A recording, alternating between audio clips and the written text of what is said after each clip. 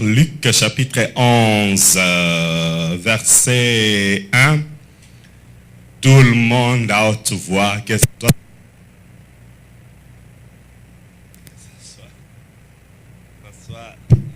soit ceux qui sont à la maison, partout où vous êtes, et ici sur place. Luc 11, verset 1, nous lisons tous à haute voix au nom de Jésus. C'est parti. Jésus priait un jour en un certain lieu.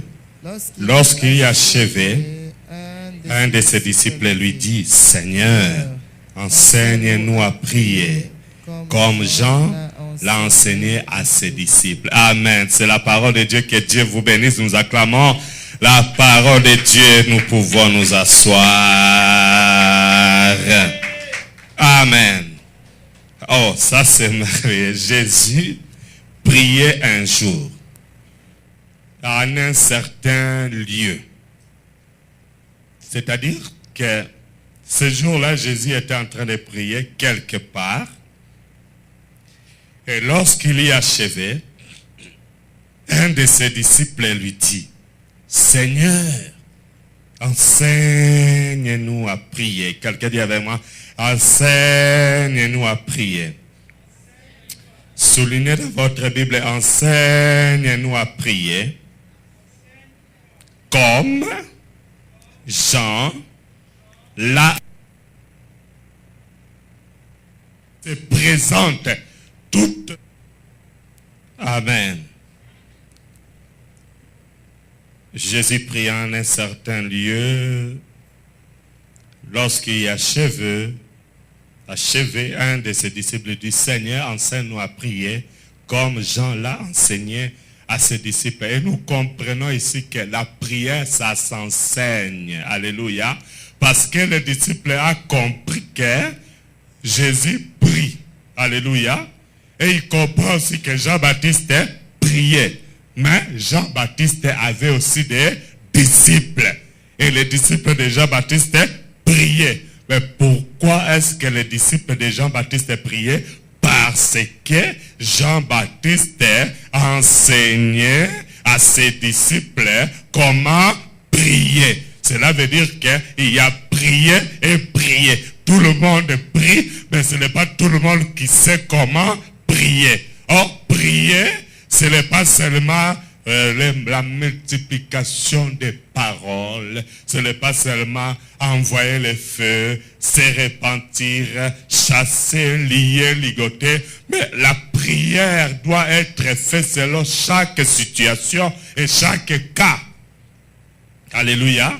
Il faut savoir prier selon ta situation, selon ton problème, selon les cas qui se présentent. Toute situation, quand une situation se présente devant toi, tu ne dois pas toujours prier de la même manière.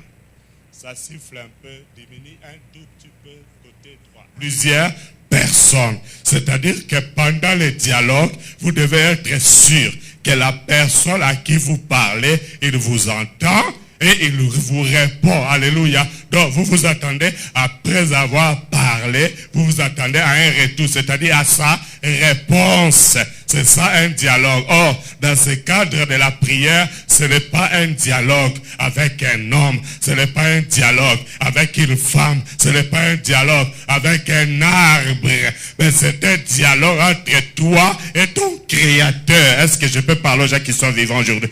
Regardez-moi, regardez-moi. Aujourd'hui, tu vas comprendre quelque chose de très important que le Seigneur a préparé pour toi. Je suis encore en train d'introduire et je vais vous amener parler du Saint-Esprit, là où le Seigneur a prévu que tu y arrives aujourd'hui et tu verras que tu changeras ta façon de prier par rapport à ton problème, par rapport à ta situation. Écoutez-moi très bien dans cette introduction. Alléluia. Un dialogue, c'est-à-dire quand moi je parle, mon interlocuteur m'écoute et il me répond. Et ici c'est Dieu. Je vais vous dire et vous rassurer avec certitude et fermeté que Dieu répond aux prières. Alléluia. Ah non, non, non, non, non, non. Je vais dire à quelqu'un que Dieu répond à ta prière. Pourquoi? Parce que Dieu entend. Je vais faire un test avec toi pour t'amener à comprendre si Dieu entend ou s'il n'entend pas. Si Dieu voit ou si Dieu ne voit pas. Est-ce que tu veux cette démonstration-là? Nous allons dans le livre des psaumes rapidement. Les psaumes chapitre 94 psaumes. Chapitre 94, psaume chapitre 94 rapidement. Psaume chapitre 94, est-ce que vous y êtes? Regardez le verset 8 à 9 rapidement. Psaume 94, 8 à 9. Nous le lisons rapidement. Je n'ai pas beaucoup de temps parce que là, je suis qu'en introduction. Je n'ai pas encore entamé mon développement. Psaume chapitre 94, verset 8 à 9. Écoutez ça, rapidement, rapidement. Au nom de Jésus-Christ. Amen. Prenez-y garde, hommes stupides, insensés. Quand serez-vous sages? Celui qui a planté l'oreille n'entendrait-il pas? Celui qui a formé l'œil ne verrait-il pas? Amen. C'est trop rapide, hein? Hein? Bon, on a lu, n'est-ce pas? Amen. Ça va, non? On a lu, hein? Bon, je vais essayer de les malembéniser, de les ralentir. Alléluia. Lis avec moi. Tout le monde après moi, faites attention. Avec moi, tout le monde, faites attention. Tout le monde à haute voix, faites attention. Faites attention. Je sais pourquoi je demande aux gens de reprendre, parce que je veux que ça reste en toi. Quand ça reste en toi et que tu le comprends, ça change beaucoup de choses dans ta vie. Tout le monde avec moi, faites attention. Faites attention. Encore plus fort, faites attention. Faites attention. Stupide. Stupide gens, ce n'est pas moi, c'est la Bible. Tout le monde, stupide gens. Stupide gens. Encore, faites attention. Faites attention. Stupide gens. Stupide gens. Insensé. Insensé. Quand vous, bon sens. Dans mes oreilles pour vous entendre. Je suis simplement en train d'expliquer la... Tu touches ton oreille, celui qui a planté l'oreille, n'entendrait-il pas? N'entendrait-il pas? Non, nous comprenons que c'est Dieu qui a planté ton oreille. Et la Bible dit que Dieu entend. C'est-à-dire que celui qui a planté l'oreille a aussi les oreilles pour vous entendre. Je suis simplement en train d'expliquer la définition de la prière. La prière, c'est un dialogue. C'est-à-dire dans un dialogue, lorsque le dialogue est engagé, vous parlez et celui qui est en face de vous, vous entend. Aujourd'hui, nous pouvons entamer les dialogues par Skype, par WhatsApp, par téléphone. Et lorsque tu parles à quelqu'un, tu es sûr que la personne vous entend et vous attendez de lui une réponse. Et par rapport à la prière, le dialogue est engagé avec le Créateur lui-même, avec le Dieu Tout-Puissant, avec le Dieu qui est au-dessus de tout. Alors, le dialogue est engagé avec le Dieu qui a le contrôle de toutes les situations du monde. C'est-à-dire que quand tu lui parles, quelle que soit ta situation, il comprend toutes les situations du monde. Que ce soit la situation médicale, que ce soit la situation spirituelle, que ce soit la situation administrative, que ce soit la situation financière, il comprend et maîtrise totalement toutes les situations du monde. C'est-à-dire, quel que soit ton cas, tu peux lui parler par rapport à ta situation et il comprend, lui qui a la maîtrise, lui qui a le doctorat de toutes les situations du monde, il est capable de te comprendre par rapport à ton cas. Waouh, waouh, waouh, waouh, waouh. Il est capable de te comprendre et de t'apporter une réponse. Parce que la Bible déclare, celui qui a planté l'oreille, n'entendrait-il pas? Alléluia. Et ce n'est pas fini, ce n'est pas fini. Touche un peu ton œil, touche ton œil. Et dis avec moi, celui qui a planté l'œil, ne verrait-il pas? C'est-à-dire, nous avons un Dieu qui a planté ton œil. Puisque toi, tu vois, ce Dieu-là voit aussi. Il voit ton problème, même dans sa profondeur. Là où les regards des gens sont limités, lui, ses regards se prolongent. Même dans les faits fonds des ténèbres, là où on t'avait mis, il est capable de te voir. Même dans la boue, même dans la gouffre, il est capable de te venir au secours. Oh, Dieu est capable de voir, même dans une chambre noire, il est capable de te voir à profondeur. Je veux simplement dire ceci. Est-ce que vous savez que le microscope a la capacité de te faire voir ce que ton œil voit pas, ce que ton œil ne voit pas, même si vous portez les lunettes et que vous mettez du sang, vous mettez les urines là, sans microscope, vous ne pouvez pas voir certains microbes, mais notre Dieu, sans les lunettes, à l'œil né, il détecte les microbes, il détecte la solution qui est dans ton sang, dans les cellules de ton corps, dans les parties de ton corps, il est capable de voir notre situation qui dérange ta vie. Dieu est capable. Est-ce que je peux parler aux gens qui sont vivants? Sur la table de mixage numéro 2, ne verrait-il pas? Est-ce que je peux parler aux gens qui sont vivants aujourd'hui? Il est vivant. Il est ressuscité. Qui?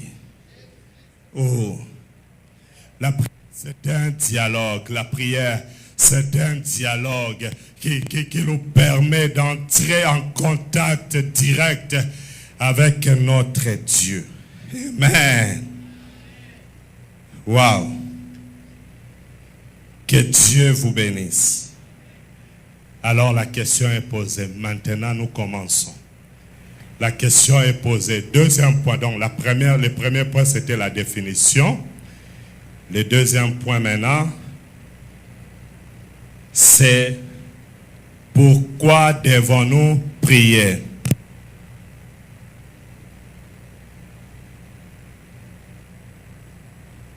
Ordre de Dieu.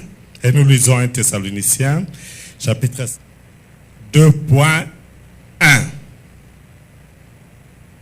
La prière, c'est un ordre de Dieu. 2.1. La prière, c'est un ordre de Dieu.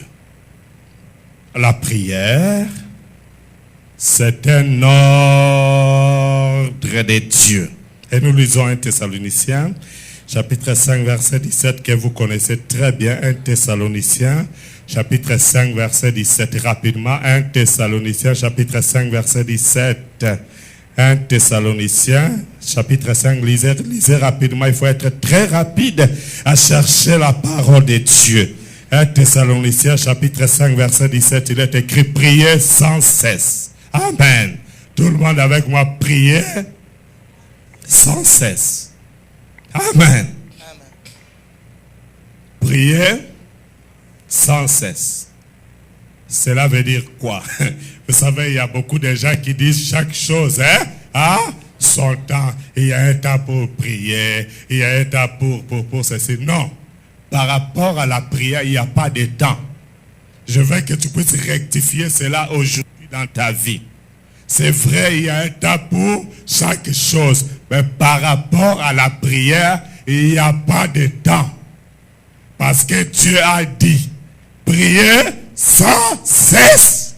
Il n'y a pas de temps. Donc on doit prier à tout moment. Pourquoi? Parce que la prière, c'est un dialogue. Écoutez-moi bien dans cette définition. La prière étant un dialogue, c'est que Dieu a nous demandé de prier sans cesse. Il ne veut pas qu'il y ait déconnexion, pas même une seule seconde. Il veut que nous maintenant la collection du dialogue avec lui 24 sur 24 sans cesse. Pourquoi? Parce qu'une fois que tu es déconnecté, même pour une minute, ça peut te coûter très péché. Parce qu'en une minute, Dieu peut donner des instructions précises par rapport à une situation quelconque qui veut t'arriver. Alléluia. Et Dieu, en une minute, Dieu peut te sauver d'une quelconque situation. C'est pourquoi par rapport à la prière, qu'il y ait un dialogue entre toi et Dieu, Dieu dit prier sans déconnexion. C'est une façon de parler. Prier sans cesse veut aussi dire prier sans déconnexion. Prier sans raccrocher. Prier sans couper. Prier non-stop. Alléluia. La prière, c'est un dialogue. Et le Seigneur a dit prier sans cesse. Beaucoup de gens, quand ils commencent à se fatiguer de la prière, quand ils ont beaucoup de problèmes et beaucoup de programmes, peut-être qu'ils n'honorent pas Dieu, ils disent, écoutez, chaque chose a son temps. Oui, mais par rapport à la prière, Dieu a dit, il a donné un ordre. La prière, c'est un ordre de Dieu. Et dans son ordre, il a dit prier sans cesse. C'est-à-dire quoi? Même si tu as la force, même si tu es fatigué, même si tu es cassé, même si tu n'arrives pas à parler, tu dois maintenir la collection de la prière. Parce que Dieu a donné l'ordre. Il dit prier sans cesse. Et puisque c'est un ordre, quand cet ordre n'est pas respecté, vous péchez. Quand tu ne pries pas, tu pêches. Parce que c'est un ordre donné par ton Créateur. Il a dit prier sans cesse. Est-ce que c'est vrai? Que Dieu dit qu'il faut prier sans cesse? Alors il n'y a pas d'heure pour la prière. La prière n'est pas limitée par les temps, ni par des situations, ni par des circonstances. Beaucoup de gens, quand ils ont des problèmes, ils cherchent Dieu, ils cherchent Dieu, ils cherchent Dieu. Ils sont toujours présents. Mais les jours qui sont bénis, ils croient que la prière doit être stoppée. La prière doit s'arrêter. On commence un peu à négliger petit à petit. Dieu dit non, non, non, non. Dans les bonheurs ou dans les malheurs, priez sans cesse. Maintenez la connexion. Dis à quelqu'un, maintenez la connexion. Dis à quelqu'un, maintenez les dialogues.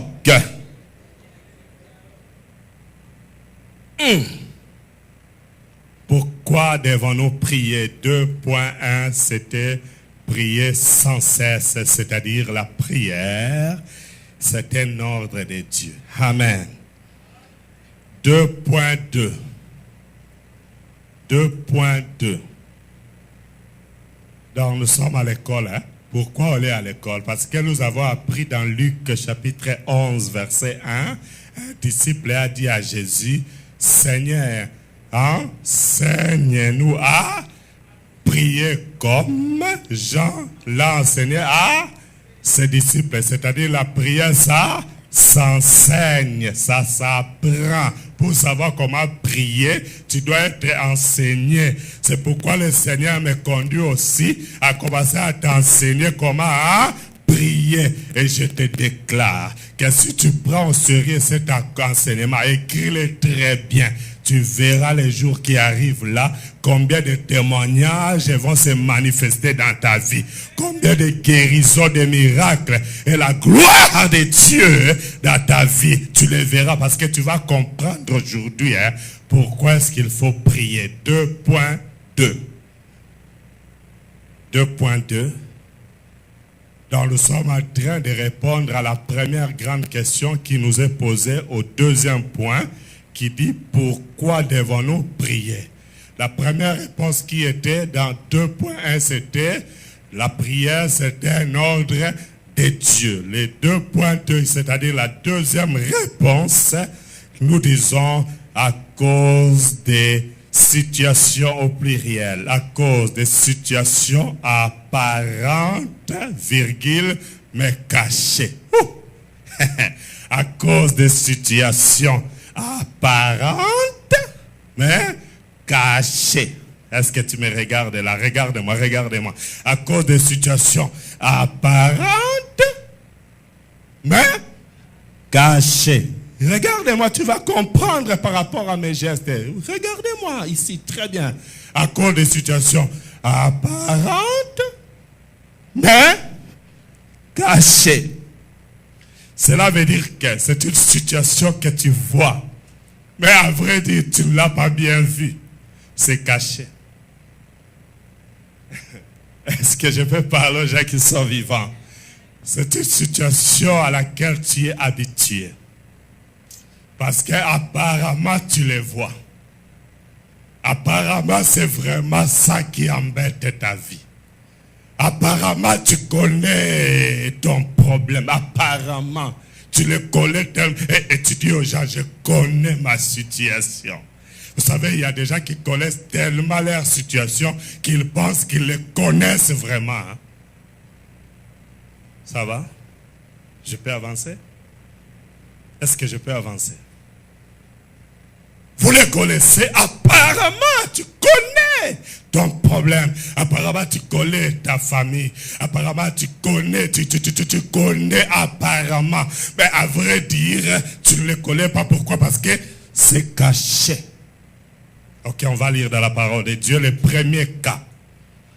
Par rapport à ce deuxième point, 2.2, qui dit à cause des situations apparentes mais cachées, nous traitons le premier cas. Tu peux écrire premier cas. Parce qu'il y aura d'autres cas qui vont suivre. Alléluia. Pourquoi est-ce que nous devons traiter ce premier cas?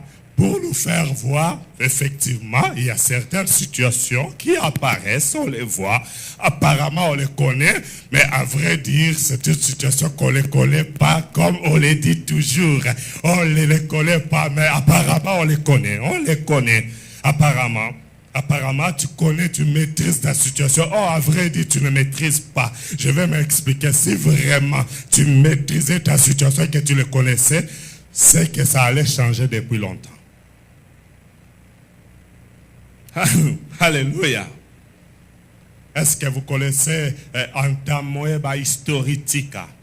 Antamoeba Historitica, quand on n'avait pas encore découvert, il s'agit de quel microbe, de quelle maladie.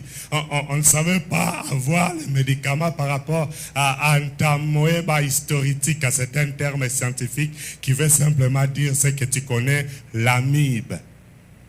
L'amibe, scientifiquement parlant, est appelée Antamoeba Historitica. Donc, c'est quelque chose, c'est une maladie. Quand tu as cette maladie-là, bien aimé, tu peux manger, tu ne peux pas être rassasié. Alléluia. Tu seras un vrai gourmand. Pourquoi? À vrai dire, il n'y a pas que toi qui manges, il y a aussi quelqu'un à l'intérieur de toi qui mange avec toi. Comme il y a des gens, ils mangent, vous pouvez faire un grand boule de foufou, de la semoule. Il attaque, il attaque et il termine même toute une marmite de 2 poulets. C'est vrai, hein?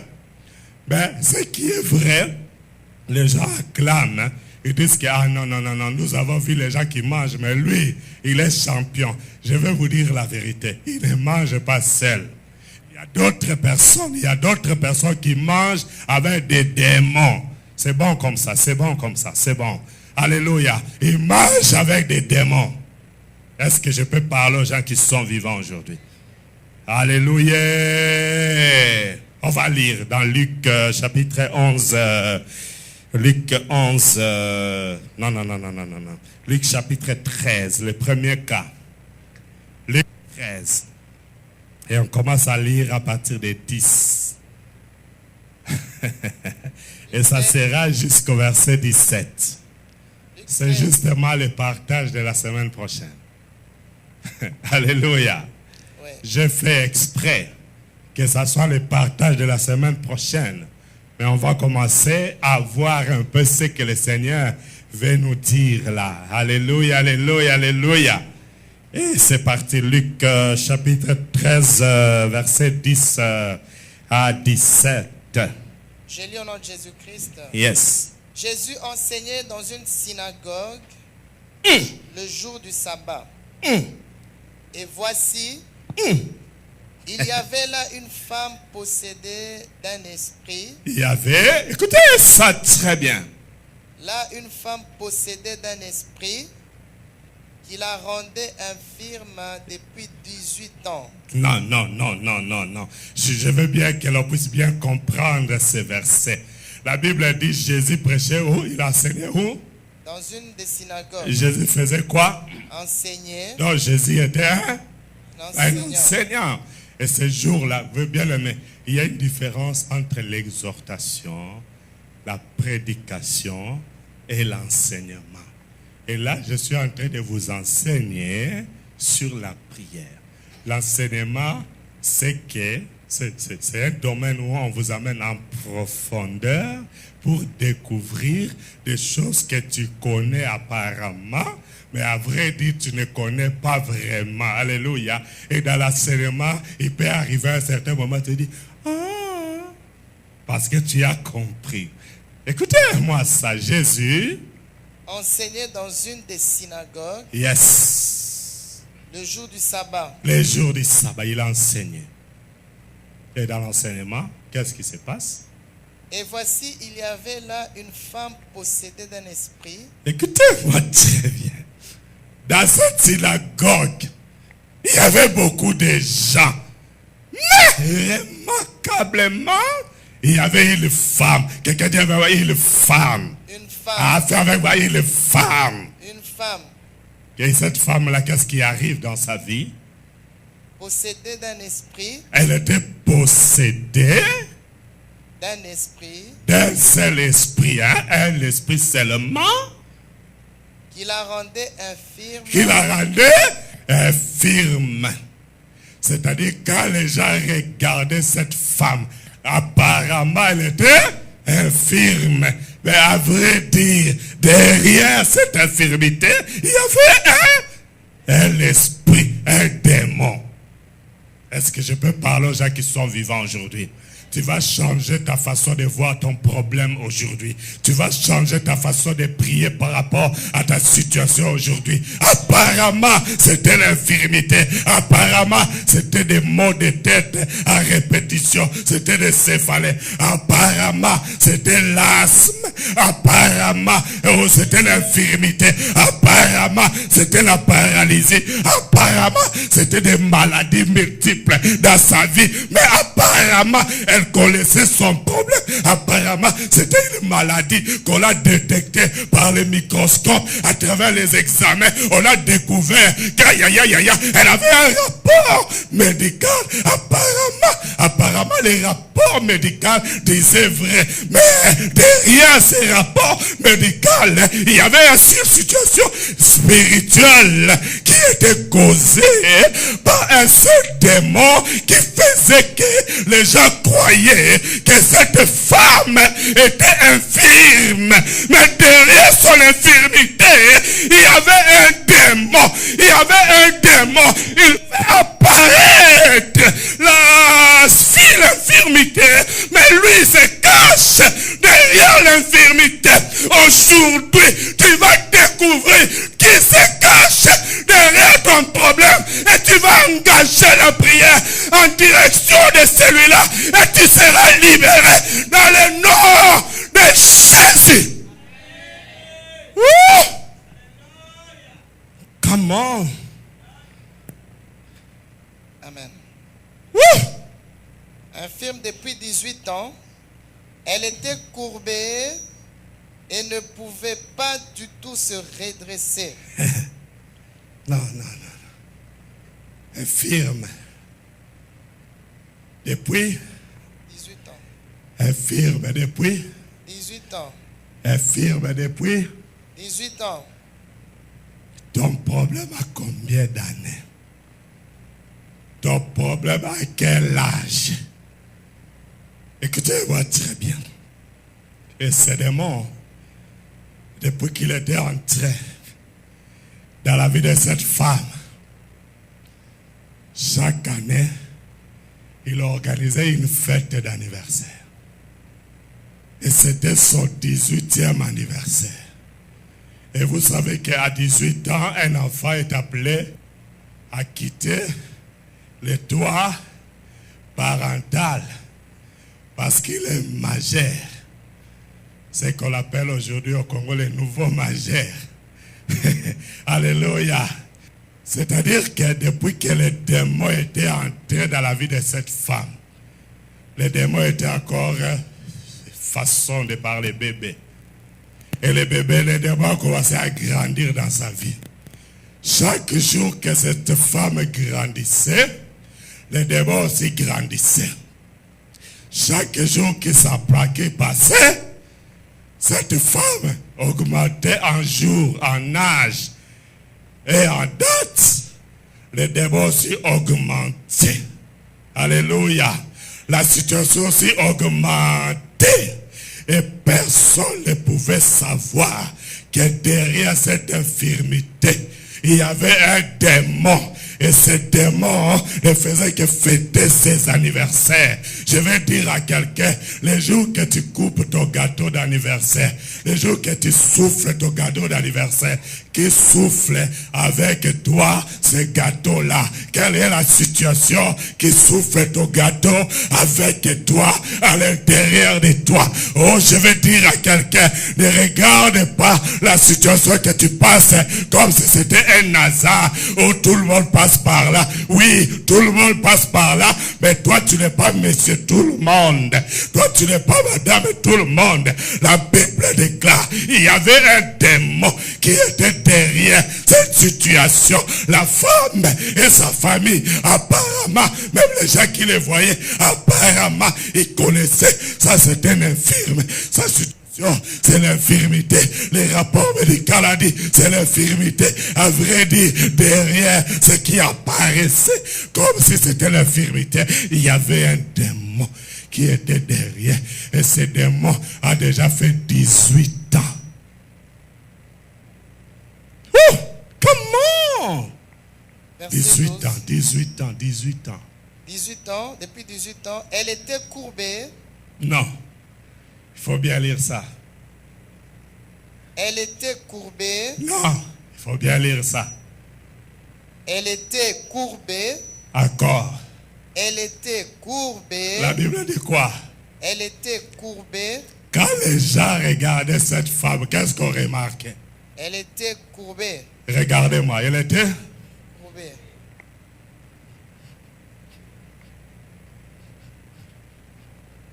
Alléluia. Amen. Quand les gens regardaient cette femme, elle ne pouvait pas se redresser. Elle était courbée. Quels que soient les efforts qu'elle peut fournir, que ce soit la kiné, que ce soit les médicaments, que ce soit les gymnastiques, que ce soit les sports, quelle que soit la situation, cette femme demeurait courbée. Qu'est-ce que cela veut dire exactement? Quand les gens regardaient cette femme, on voyait, oh, elle est courbée, j'ai pitié de cette femme, elle n'arrive pas à se redresser. Mais à vrai dire, ce n'était pas vraiment elle qui était courbée, mais c'est le démon qui est entré en elle. Le démon a pris la forme de son corps, depuis la tête, les mains, la bouche, les nez, les oreilles, le ventre, les colonnes vertébrales, la colonne vertébrale, les jambes, et le démon était là. Quand il est entré dans l'intérieur de cette femme, elle était droite, le démon a pris seulement cette position. C'est le démon qui a pris cette position. Au point que cette femme, malgré ses efforts d'essayer de se redresser, le démon a dit, on doit rester comme ça. Est-ce que je peux parler aux gens qui sont vivants? À vrai dire, cette femme n'était pas courbée, mais c'est le démon à l'intérieur d'elle qui était courbé. C'est le démon qui était courbé. Ce n'était pas elle qui était courbée, mais c'était le démon. Je vais te dire quelque chose. À vrai dire, ce que tu passes comme situation, ce n'est pas ta volonté. À vrai dire, tu n'aimes pas cette situation. Tu ne l'aimes pas. Raison pour laquelle tu fais des efforts pour que ça te quitte, mais ça ne quitte pas parce que ce n'est pas ta volonté. Il y a un esprit qui est entré, il s'est transformé en stérilité, en pauvreté, en célibat, en malédiction, en divorce, en guerre. Alléluia. Il y a un esprit alléluia, qui est entré et qui a pris la forme que les gens voient. Apparemment, tu connais ta situation, mais à vrai dire, ce n'est pas vraiment toi. Est-ce que je peux parler aux gens qui sont vivants? Tu vas te révolter contre celui qui est derrière ton problème. Cette semaine-là, on commence les jeûnes et prières de 14 jours. Aujourd'hui, va manger. Demain, à partir de minuit, on commence 14 jours. Je te dis, ça va chauffer. Ça va chauffer. On sera ici lundi. On sera ici jeudi. On sera ici à retraite. Pendant la retraite, on va les chauffer. On va les ratababa. On va les chauffer. Ils doivent libérer ta vie. Ils doivent libérer ta vie. Ils doivent libérer ta vie. Oh, je te déclare, tu resteras libre. Oh, tu resteras libre.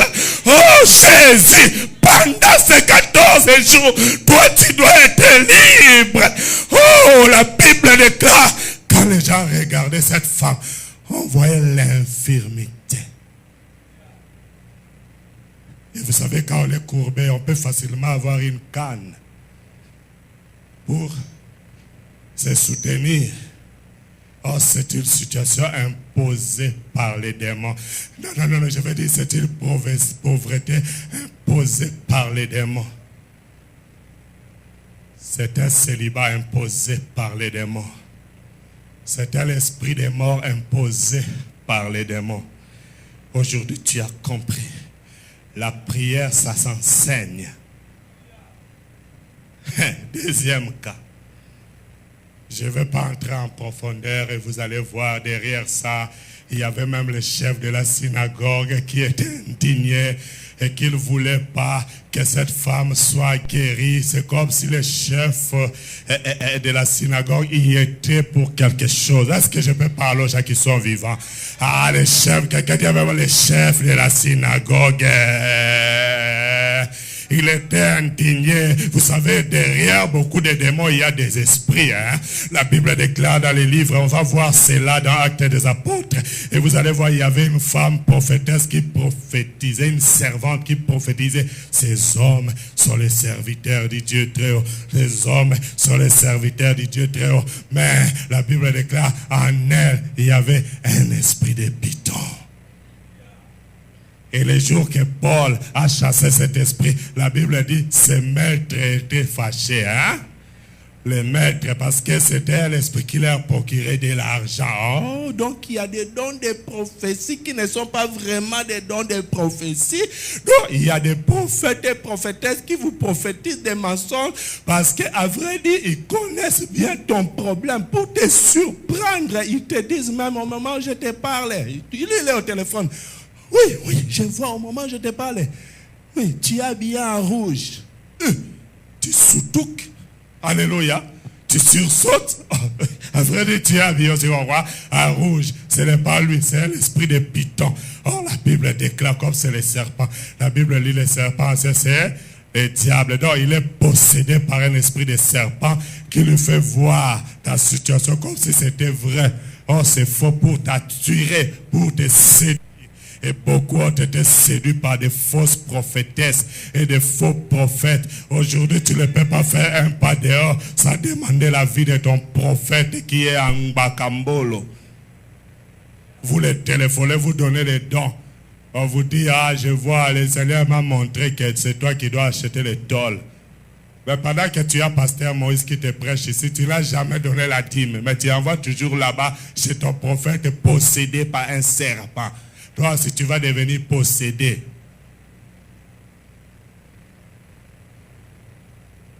est-ce que je peux parler aux gens qui sont vivants?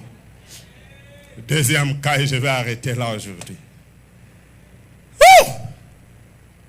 Luc, aujourd'hui j'aime seulement les Luc et les Luc. Luc, chapitre 11, verset 14.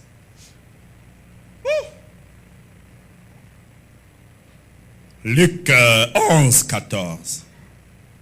Vous y êtes? On lit ça. Luc 11, 14, je lis au nom de Jésus. Écoutez-moi ça. Jésus chassa un démon qui était muet. Hein? Un démon qui était muet. Encore. Écoutez-moi ça. Jésus chassa un démon qui était muet. Yes. Lorsque le démon fut sorti, le muet parla. Lorsque le démon fut sorti. Le muet parla. Lorsque le démon fut sorti. Le muet parla. Lorsque le démon fut sorti. Le muet parla. Lorsque le démon fut sorti. Le muet parla. Cela veut dire que dans cette situation ici, tous les gens de cette famille, les connaissances des membres de cette famille, ils connaissaient que monsieur-là, il était muet, il ne parlait pas. Alléluia. Tout le monde savait que c'est lui qui est muet. Quand on les regardait, vraiment, j'ai pitié de ce monsieur, il ne parlait pas. J'ai pitié de cet enfant, il ne parlait pas. J'ai pitié de cette sœur, elle ne parlait pas. À vrai dire, ce n'était pas elle, ce n'était pas lui qui était muet. Dans cette situation de la Bible, ce n'était pas lui qui était muet. On reprend la première phrase. Écoutez la première phrase. Jésus chassa un démon. Démon, Et ce démon était comment? Qui était muet. Ce démon était comment? Muet. Ce démon était comment? Muet. Ce démon était comment? Muet. Donc, à vrai dire, ce monsieur parlait. Lui, il parlait parce que quand Dieu a tout créé dans Genèse, chapitre 1, verset 31, la Bible dit, Dieu, après avoir tout créé, il a vu que tout était très bon. Quand Dieu avait créé sa créature, Dieu avait vu que tout était très bon. Maintenant, pendant que tout était très bon dans sa vie, les démons est venu. Vous savez, il y a des démons qui entrent même dans les ventres des femmes enceintes. Il y a des démons qui entrent même les jours de la conception. Il y a des démons qui entrent les jours de l'accouchement. Il y a des démons qui entrent pendant que tu es en train de mener ta vie. Alors, je ne sais pas exactement quel jour et à cause de quelle situation est-ce que ce démon est entré dans la vie de cette personne. De Luc 11, 14. Mais la Bible déclare, quand Jésus a chassé ce démon, le mieux a parlé. Je vais dire ceci. C'est un démon, le jour qu'il est venu entrer dans la vie de cette personne, il a commencé à circuler dans son corps. Les pieds, la jambe, les pancréas, les estomacs, les foies. Il circule la tête, le cerveau, les colonnes vertébrales. Il cherche là où il va s'installer. Alléluia. Il cherche un logement, un appartement dans le corps de ces messieurs. Il est en train de chercher une chambre. Il est en train de chercher une côte à louer ou à acheter dans le corps de cet être humain. Et dans sa recherche de l'appartement, d'une chambre, il a trouvé la langue. Il a dit, l'appartement qui est la langue dans la vie de cet homme me plaît beaucoup. Oh, c'est un bon appartement. Je vais m'installer seulement sur sa langue. Le démon est entré, arrivé à la langue. Bam! Il s'est installé dans sa langue et il a bloqué seulement la langue. Et on commence à... Est-ce que je peux parler aux gens qui sont vivants? C'est un démon qui s'est installé. Il a bloqué seulement la parole. Et tout le monde croyait que c'est ce monsieur qui ne parle pas. Mais quand Jésus est venu, puisque lui, il voit plus que le microscope. Il voit là où les regards des gens sont limités. Il voit au-delà des regards de l'aigle. Jésus a regardé. Et à l'intérieur de cet homme, il a détecté que dans sa langue, il y avait un démon.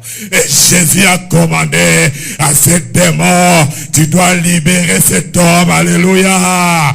Il a chassé ce démon. Et quand le démon muet, le démon qui ne parle pas, le démon qui ne parle pas, le démon qui ne parle pas, le démon qui ne parle pas, le démon qui ne parle pas, quand il est sorti directement, on a constaté que ce monsieur a commencé à parler.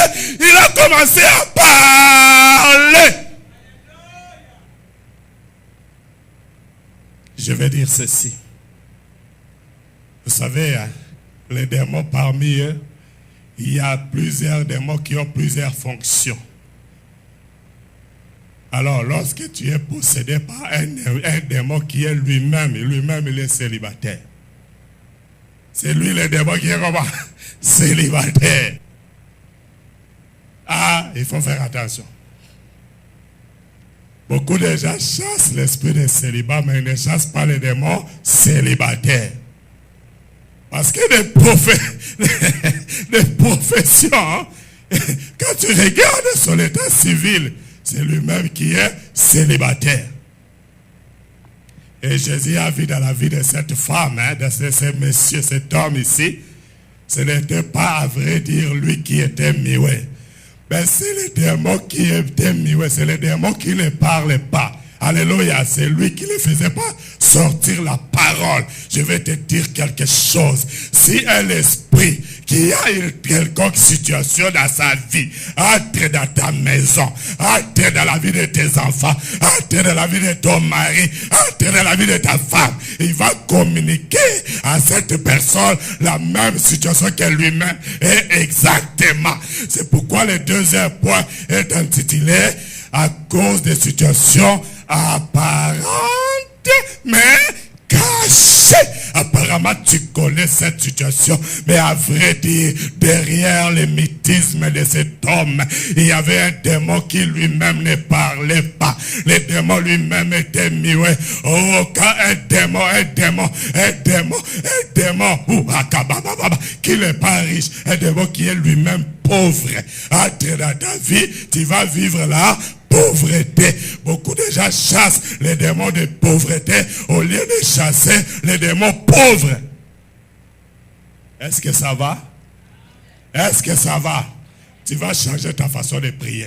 Au lieu de continuer à chasser l'esprit de pauvreté, les démons de pauvreté, tu vas chasser le démon qui est pauvre. Et quand le démon là, lui, qui est lui-même pauvre, ah, les démons sont en train de crier maintenant là. Ils sont en train de crier. Et je prie que le feu consume tout esprit impie qui te lie, ça te libère. Au nom de Jésus, allez, sois libre, allez, sois libre, allez, sois libre, allez, sois libre, allez, sois libre, allez, sois libre. Au nom de Jésus. On l'a chassé les démons de pauvreté. Tu vas chasser le démon qui est lui-même pauvre. On l'a chassé le démon de stérilité. Il y a un démon qui lui-même est stérile. Il ne le conçoit pas. On va chasser le démon qui est stérile. Et quand vous allez chez le médecin, on va te faire voir, oh, tu vois, ceci, c'est cela, oui. Il ne faut pas négliger les rapports médicaux.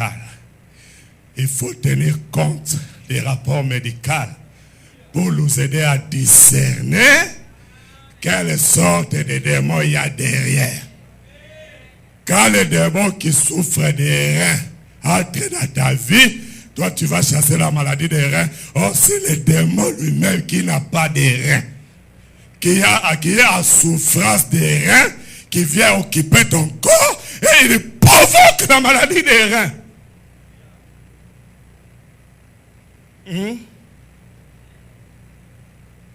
Quand il y a un démon qui est lui-même, hein, dans le business, il n'évolue pas. Un démon qui est lui-même échec, il s'appelle lui-même échec. Il entre dans ta vie, même si tu réussissais.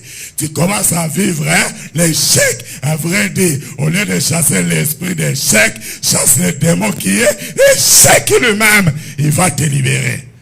Oh, je suis en train de parler de la prière. Je suis en train de parler de la prière. Les jours que tu comprends ton problème, hein, que tu croyais connaître. Vous savez, les jours que le démon qui est même lui-même démon, il est ivrogne lui-même. Il boit beaucoup. Lui-même le démon, il est ivrogne. Les jours qu'il entre dans ta vie, toi si tu deviens ivrogne, à vrai dire, au lieu de chasser l'esprit de l'ivrognerie, chasser le démon qui est lui-même ivrogne, assoiffé à la bière. Il va te libérer. Parce qu'avant de toi, tu n'as pas été créé comme ça. Quand Dieu t'avait créé, il avait vu que tout était très bon. Mais il y a un démon, il y a un esprit qui est venu se cacher derrière cette maladie. Oh! Oh! Hier, c'était une journée. Wow! C'était une journée de bousculade hier pour moi. C'était une journée de bousculade. Pendant que j'étais en avant de sortir de la maison, on m'appelle. Ah, telle situation. Pendant que j'étais en route, on m'appelle encore. Telle situation. Je ne suis pas encore arrivé, toujours sur l'autoroute, quelqu'un qu'on m'appelle. La même situation. J'ai dit, alléluia. Pendant qu'on était en route avec maman Moseka, maman Jacques et papa Séverin là-bas, quand on a pris la route d'à côté, on m'a appelé encore. Hey, encore une situation. Nous les pasteurs. Hey, être pasteur c'est bien. Mais essayer de faire un peu l'intérim, ne fais-ce que 3 jours. Tu vas comprendre. Alléluia. Et je n'ai pas paniqué.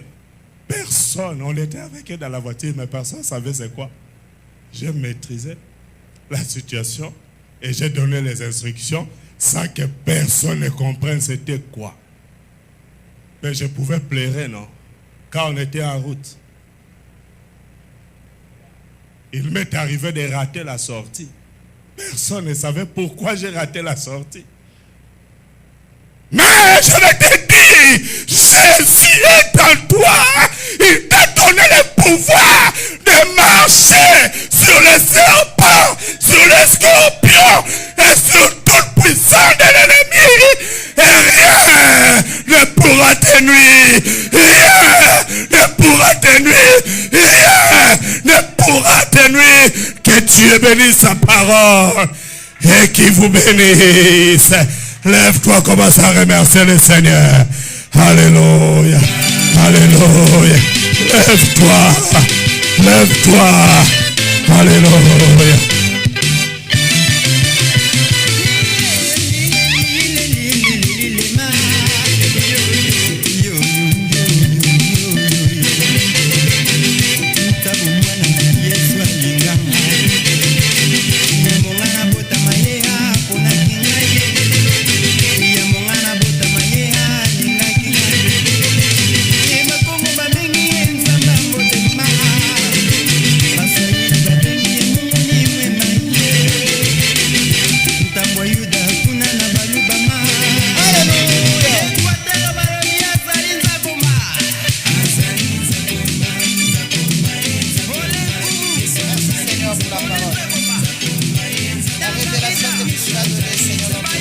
Élève ta voix, priez.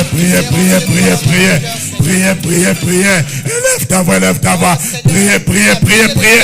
Dans leur souffrance, ils criaient à l'Éternel. L'Éternel envoie sa parole.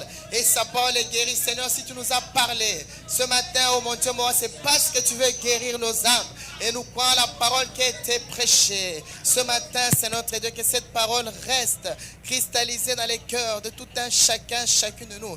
Nous voulons expérimenter, oh mon Dieu, moi, cette parole. Oh Seigneur, notre Dieu, tu es en train de nous apprendre comment prier, c'est notre Dieu.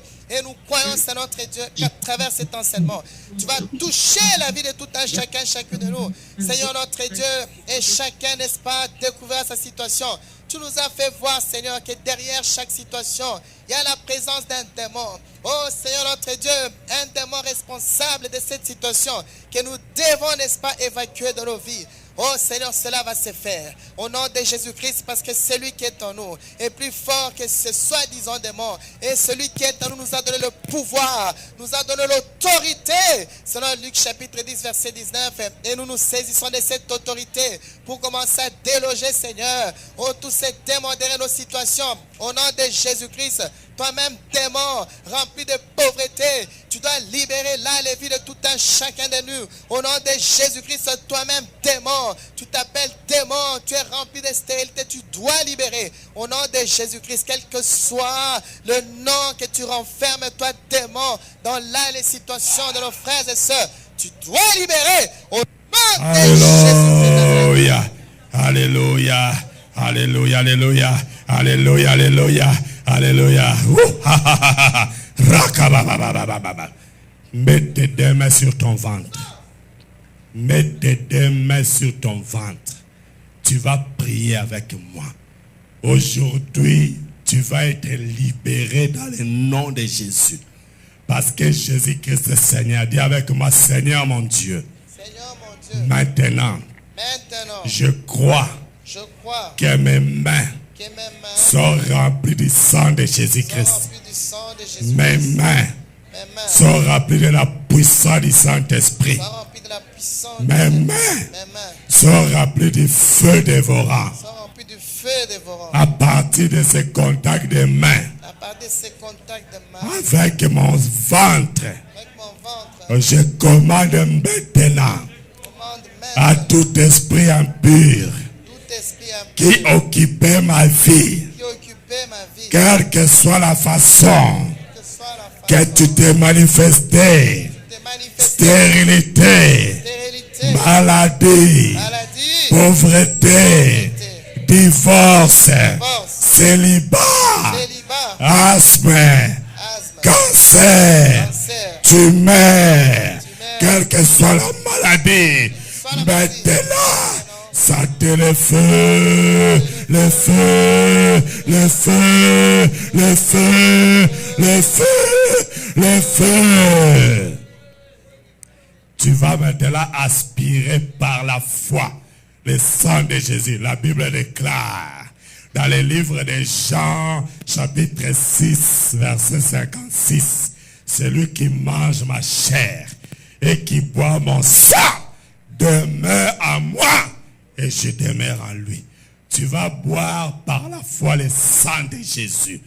Par la foi, je te demande d'être concentré. Et aujourd'hui, le Seigneur est au rendez-vous. Il veut te libérer de ces esprits-là qui troublaient ta vie. La main du Seigneur est sur toi. Oh, prie avec moi, Seigneur mon Dieu.